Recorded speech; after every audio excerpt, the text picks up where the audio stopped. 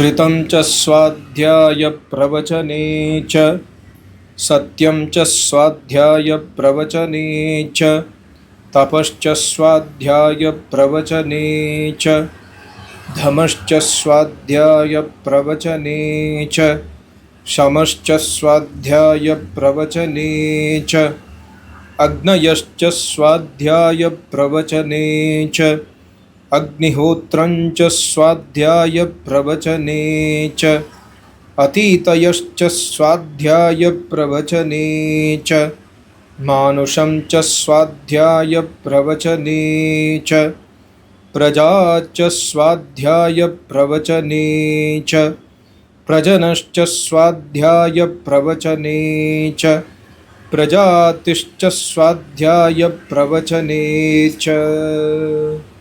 இது வந்து தைத்திரிய உபனிஷத்துடைய சிக்ஷாவல்லியுடைய 9வது மந்திரம். கற்பவர் மற்றும் கற்பிப்பவர்களுடைய விதிமுறைகள். இந்த புத்தகம் உங்கள்கிட்ட இருந்தால் 111வது பேஜ் பாருங்கள், சத்யார்த்த பிரகாசம் தமிழில். இந்த புத்தகம் இல்லைன்னா தயவு செஞ்சு வாங்கிக்கோங்க. ரொம்ப ரொம்ப ரொம்ப ரொம்ப ரொம்ப முக்கியமான புத்தகம் வாழ்க்கைக்காக. ரிதம் ச ஸ்வாத்தியாய பிரவச்சனேச்ச.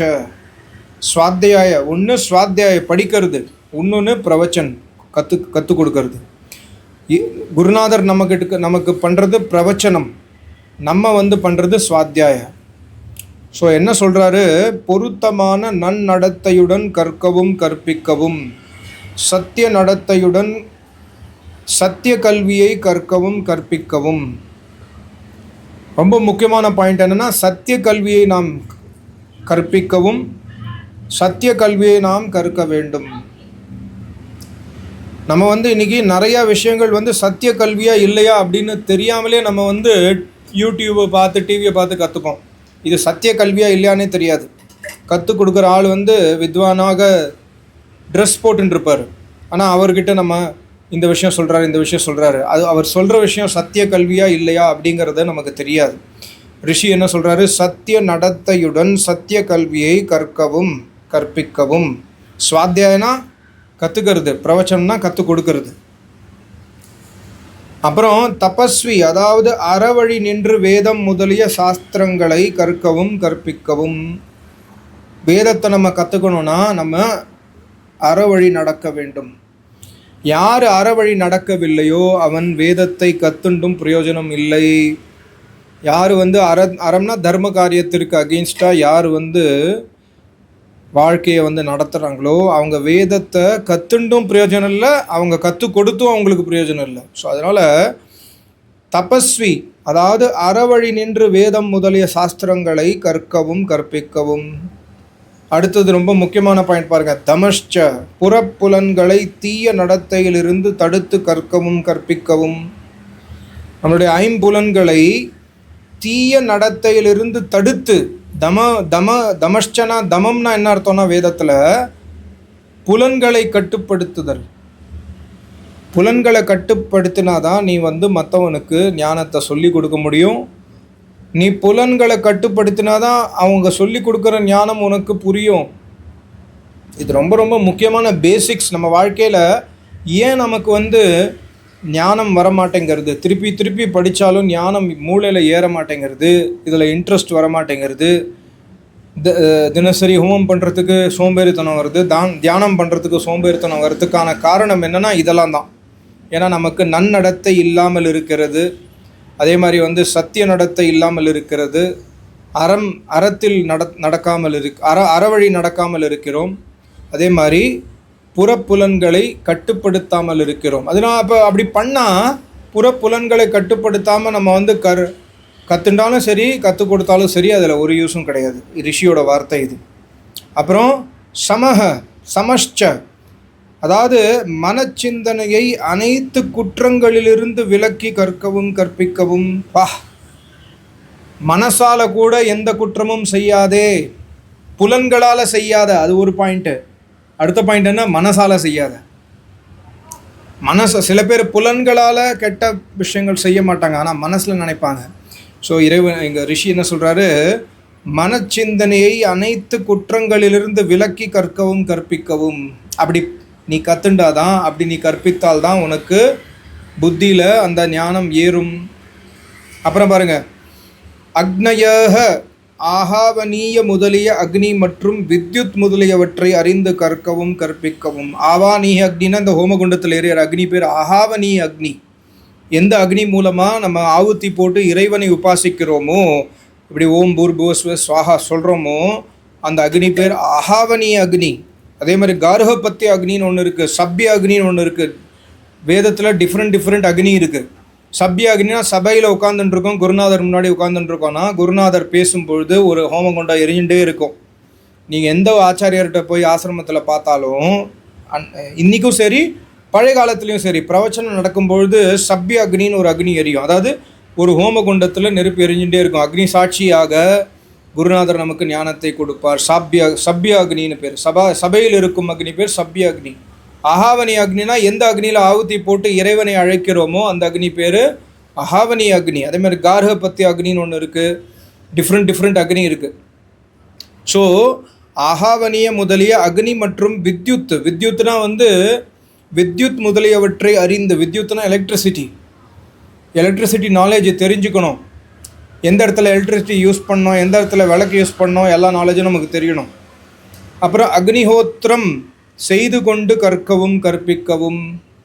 தினசரி அக்னிஹோத்திரம் செஞ்சுட்டே இருக்கணும். அக்னிஹோத்திரத்தை விடக்கூடாது. அக்னிஹோத்திரம் பண்ண முடியலன்னா என்ன பண்ணுறது? அக்னிஹோத்திரம் பண்ண முடியலன்னா மௌன அக்னிஹோத்திரம் பண்ணணும். அப்புறம் அதிதிகளுக்கு விருந்தாளிகளுக்கு தொண்டு புரிந்து கொண்டு கற்கவும் கற்பிக்கவும். விருந்தாளினா வீட்டுக்கு வர விருந்தாளி அதித்தியாக இருக்கணும். அதித்தினா வேத வித்வான். அதிதி.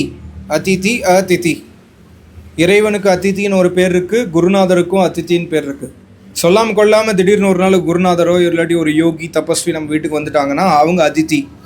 அது மட்டும் இல்லாமல் சொல்லி கூட சில பேர் வருவாங்க, நான் இந்த தேதிக்கு உங்கள் வீட்டுக்கு வரேன்ப்பா அப்படின்னு சொல்கிறாரு. அந்த தேதிக்கு அவர் வருவார். அப்படி வரும்பொழுது அவர்களுக்கு நாம் தொண்டு புரிந்து கொண்டு கற்கவும், அவருக்கு தொண்டு புரிந்து கொண்டு அதன் பிறகு அவர்கிட்ட நம்ம பிரவச்சனம் கேட்கணும். அப்புறம் மனிதன் சம்பந்தமான நடத்தைகளை பொருத்தமாக செய்து கொண்டு கற்கவும் கற்பிக்கவும். மனிதன் சம்பந்தமான நடத்தைகளை, நம்ம மனிதர்கள், நம்ம மிருகங்கள் கிடையாது, மனிதர்களாக வாழ்ந்து கொண்டு கற்கவும் கற்பிக்கவும். சந்ததிகளை மற்றும் தேசத்தை பாதுகாத்து கொண்டு கற்கவும் கற்பிக்கவும். நாட்டில் போர் நடக்கிறது. போருக்கு நம்ம பழைய காலத்தில் இந்த சாணக்கிய இதில் வரும், ஆச்சாரிய சாணக்கியருடைய லைஃப்பில் வரும். அவர் சொல்லுவார், என் குருகுலம் வேதம் கற்றுக்கிறதுக்கு தான் இந்த குருகுலம், பட் ஆனால் நாட்டில் போர் நடக்கும்போது நான் வேதம் சொல்லித்தர முடியாது. ஸோ என்னுடைய எல்லா சிஷ்யர்களும் சரி நானும் சரி நாட்டுக்காக சண்டை போடுவோம், எங்களுடைய உயிரை இழந்து கூட நாட்டை காப்பாற்றுவோம். ஸோ சந்ததிகளை மற்றும் தேசத்தை பாதுகாத்து கொண்டு, ஃபஸ்ட்டு நேஷன், ஃபஸ்ட்டு நம்மளுடைய சந்ததிகள், கற்கவும் கற்பிக்கவும். அப்புறம் வீரியத்தை பாதுகாத்து மேலும் அதிகரித்து கொண்டு கற்கவும் கற்பிக்கவும். பிரம்மச்சாரியத்தை கடைபிடித்து கொண்டு, பிரம்மச்சாரியம் கடைபிடிக்கவில்லை என்றால் நம்ம கற்றுக்கிற ஞானம் வேஸ்ட்டு. ஸோ வீரியத்தை பாதுகாத்து கொண்டு இதை செய்ய வேண்டும். கடைசியில் பிரஜாதிஹி, அதாவது தன் சந்ததி மற்றும் சீடர்களை பாதுகாத்து கொண்டு. இப்போ குருநாதர் சீடராக இருந்தார். அவருடைய குருநாதருக்கு குரு. அப்போ குருநாதருக்கு குரு இருக்கும்போதே எங்கள் குருநாதருக்கும் சீடர்கள் வந்துட்டாங்க. ஸோ நமக்கு இப்போ நம்மலாம் ரிஷி முனியாக ஆகலை. நம்ம ரிஷி முனியாக ஆகும்பொழுது நமக்கும் சீடர்கள் இருப்பாங்க, நமக்கும் குரு இருப்பார். ஸோ தன் சந்ததி மற்றும் சீடர்களை பாதுகாத்து கொண்டு கற்கவும் கற்பிக்கவும். இது வேதம் கற்றுக்கிறதுக்கு, ஞானம் கற்றுக்கிறதுக்கு, பிரம்ம வித்யா கற்றுக்கிறதுக்கு ஒரு டிக்ஷனரி மாதிரி, ஒரு பேசிஸ் மாதிரி. இந்த விஷயங்கள் நம்ம பண்ணலைன்னா அக்னிஹோத்திரம் பண்ணுறது, தமம் பண்ணுறது, சமம் பண்ணுறது, மனச்சிந்தனையை, அந்த மனசு விருத்தியை கண்ட்ரோல் பண்ணி அதே மாதிரி சத்திய நடத்தை பண்ணுறது, இதெல்லாம் நம்ம பண்ணலைன்னா நம்ம கற்றுக்கிற ஞானம் நம்மக்கிட்ட தங்காது. நம்ம பேசுகிற பிரவச்சனால ஒருத்தனுக்கும் பிரயோஜனம் இருக்காது. ஒரு குருநாதர் பேசுகிறார் பிரவச்சனம், அந்த குருநாதர்கிட்ட இந்த மாதிரி குவாலிட்டிஸ் இல்லைன்னா அவர் பேசுகிற பிரவச்சனத்தினால யாருக்கும் யூஸ் வராது. அதே மாதிரி நம்ம விஷயத்தை கற்றுக்குறோம் குருநாதர்கிட்ட, குருநாதர் இந்த மாதிரி பெரிய யோகியாக இருக்கார், அந்த யோகிகிட்ட போய் நம்ம கற்றுக்குறோன்னா நம்ம இந்த நன்னடத்தை இல்லாமல் பண்ணி கற்றுட்டோன்னா நமக்கு அந்த ஞானம் நிற்காது. ரொம்ப ரொம்ப ரொம்ப ரொம்ப முக்கியமான பாயிண்ட்டுங்க பாருங்கள். இந்திரியானாம் பிரசங்கேன தோஷம் ரிச்சதி அசஞ்சயம். மனு பகவான் சொல்கிறாரு, இந்திரியானாம் பிரசங்கேன தோஷம் ரிச்சதி அசஞ்சயம். இந்திரிய பிரசங்கம்னா அர்த்தம்னா, இந்திரியங்களுடைய பிரசங்கம்னா அந்த புலன்களுக்கு வசப்பட்ட அந்த ஜீவாத்மா, எப்போ நீ இந்திரியங்களுக்கு வசப்பட்டு விட்டாயோ அந்த ஜீவாத்மா கட்டாயமாக அசஞ்சயம் 100% ஷுவராக என்ன ஆகுனா தோஷம் ரிச்சதி, பெருங்குற்றங்களை அடைகின்றது, பெரும் தோஷங்களை அடைகின்றது.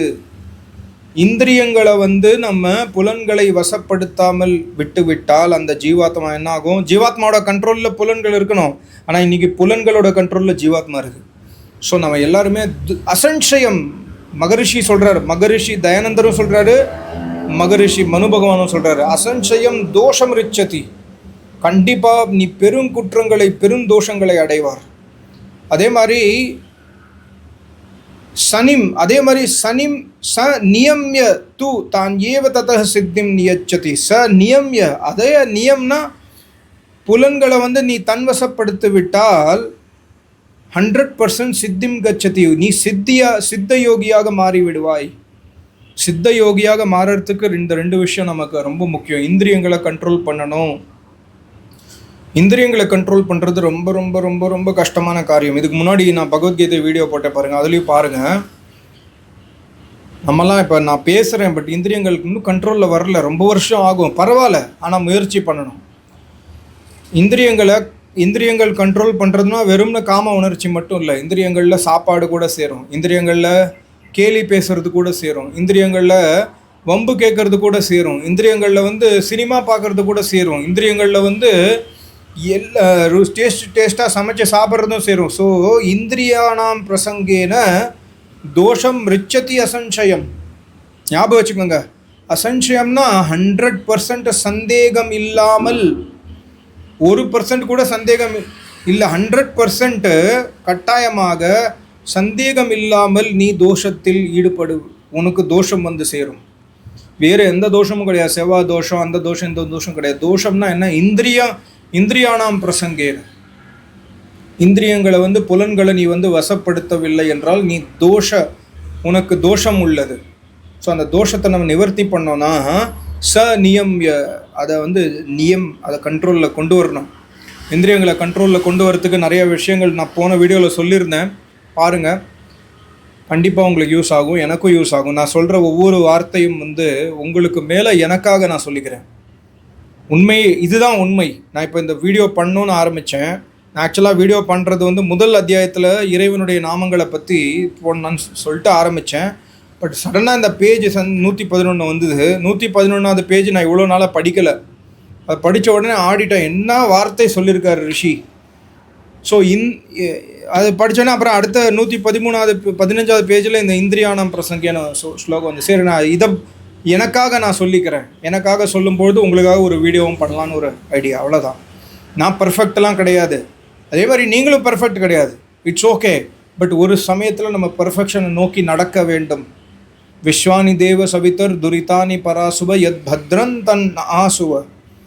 நம்ம என்ன ட்ரை பண்ணோன்னா பத்ர காரியம், நல்ல காரியம், நல்ல விஷயங்களை நோக்கி நாம் நடக்க வேண்டும். அசுத்த விஷயங்களை நம்ம அறவே நீக்க வேண்டும். ரொம்ப நன்றி, நமஸ்காரம். ஓம் ஓம் ஓம்.